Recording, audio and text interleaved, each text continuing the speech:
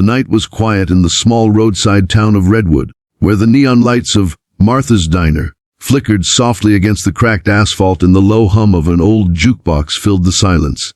Inside, a young woman named Lena wiped down the counter, trying to hide the exhaustion behind her polite smile. She was new in town, barely 2 weeks, and no one knew where she'd come from. All they knew was she worked hard, spoke little, and always carried a faraway look in her eyes, like she'd seen too much for someone her age. The diner smelled of coffee, fries, and loneliness, but to Lena, it was her safe place, a fragile bubble she was trying to build after running from a past she didn't talk about. The bell above the door jingled, breaking the peace. 3 men stumbled in, loud, rough, and reeking of cheap liquor. Locals called them the Rust Dogs, small-time thugs who thought the town was theirs. The tallest one, Chase, sneered when he saw Lena. "Well, look what we got here, boys. A new waitress." "Serve us, bitch!" he barked, slamming his fist on the table, his laughter echoing through the diner. Lena froze, her knuckles whitening around the coffee pot. Everyone else, 2 truckers and an old couple, lowered their heads, pretending not to see. The diner owner, Martha, peeked from the kitchen, fear in her eyes.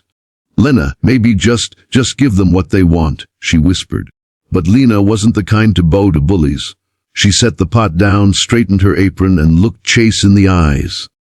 "You'll get your coffee, but watch your mouth." That simple sentence made the air turn electric. Chase's smirk vanished, replaced by a twisted grin. "You got some attitude for a new girl. You sure you know who you're talking to?" he taunted, grabbing her wrist as she poured. The scalding coffee spilled over his hand, making him yelp in pain. The other 2 jumped up, knocking over chairs.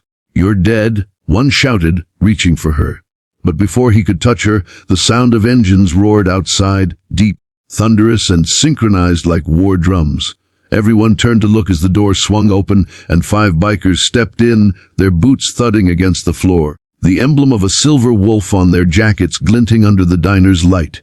The leader, a broad man with icy gray eyes and a scar across his cheek, looked around without saying a word. His name was Ryder, the president of the Iron Wolves Motorcycle Club, and the air seemed to shift when he entered. "Problem here?" he asked calmly, voice low but deadly. Chase tried to puff his chest. "None of your business, old man. We were just having some fun." Ryder's stare cut through him like a blade. "Fun," he said, stepping closer until Chase could smell the oil and leather on him. "Harassing a girl who's half your size is fun." He glanced at Lena briefly, then back at Chase. "Apologize." Chase laughed, though his voice cracked. "You don't scare me." Ryder tilted his head. "That's a mistake." In a blur, he grabbed Chase by the collar and slammed him against the wall so hard the framed menu shattered. "You got 2 choices," Ryder growled. "Apologize, or leave your teeth on this floor." The diner went dead silent. Even the jukebox stopped. Chase's buddies stepped back, their courage evaporating.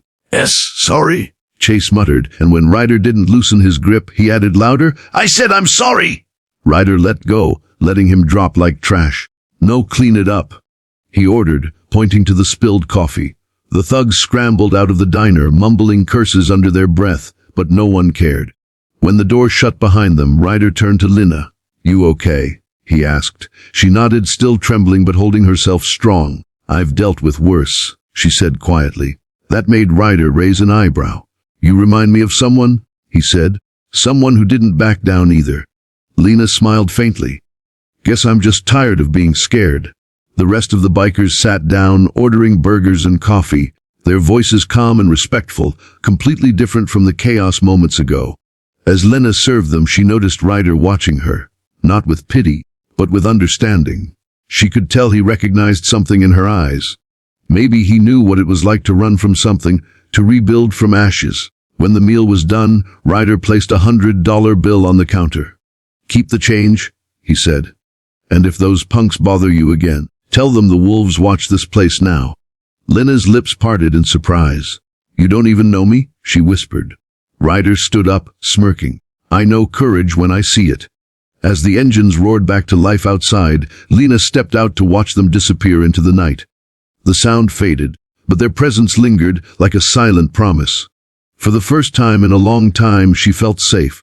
But she had no idea that what happened tonight would change everything, that her path and riders were about to intertwine in ways neither of them expected.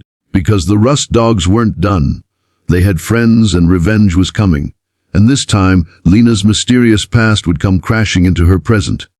But as she stood under the glowing neon sign of the diner, her reflection flickering in the glass, she whispered to herself, "Let them come."